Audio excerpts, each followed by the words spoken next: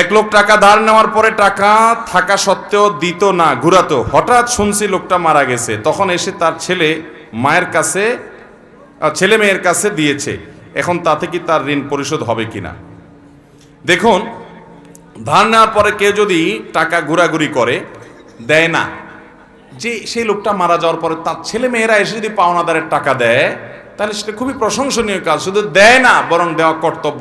একটু ভালো করে শুনে রাখেন, অনেক মানুষ আছে মারা যাওয়ার পর পাওনাদার বের হয়ে আসে।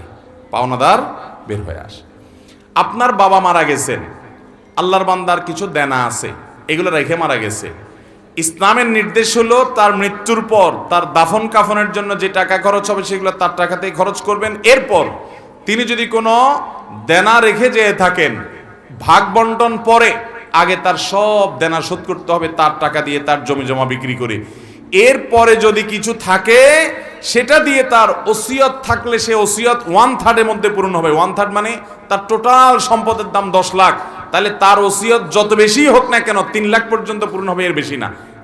বাকি যেগুলো থাকবে সেগুলো ওয়ারিসরা ভাগ করে পাবে। আর যদি কারোর কোনো ওসিয়ত না করে যায়, যে অমুক জায়গায় দিও, মসজিদে দিও, মাদ্রাসে দিও, অমুকরে দিও, এরকম কোনো ওসিয়ত না থাকে, তাহলে তো সেটা বাদ। কিন্তু দেনা থাকলে আগে দেনা দিতে হবে, তারপরে সন্তানরা ভাগযোগ করে সম্পদ নেবে।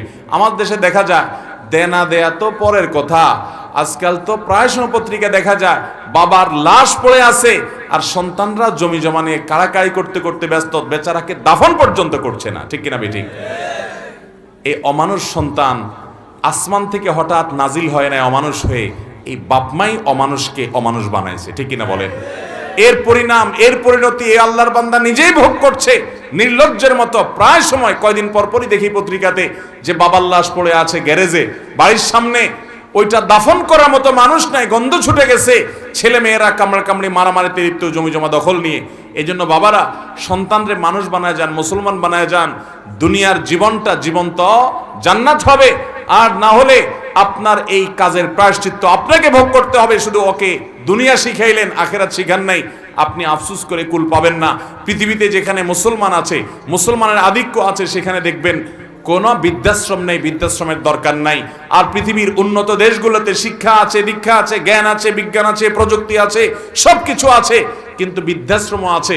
কারণ মনুষ্যত্ব, মানবতা, মা বাবার প্রতি দায়বদ্ধতা, এটা আল্লাহর প্রতি ঈমান না থাকলে সে মানুষগুলো আসলে সেভাবে বুঝে না। আল্লাহ আমাদের সন্তানগুলোকে মানুষ হতে মানুষ করার তৌফিক দান করুন।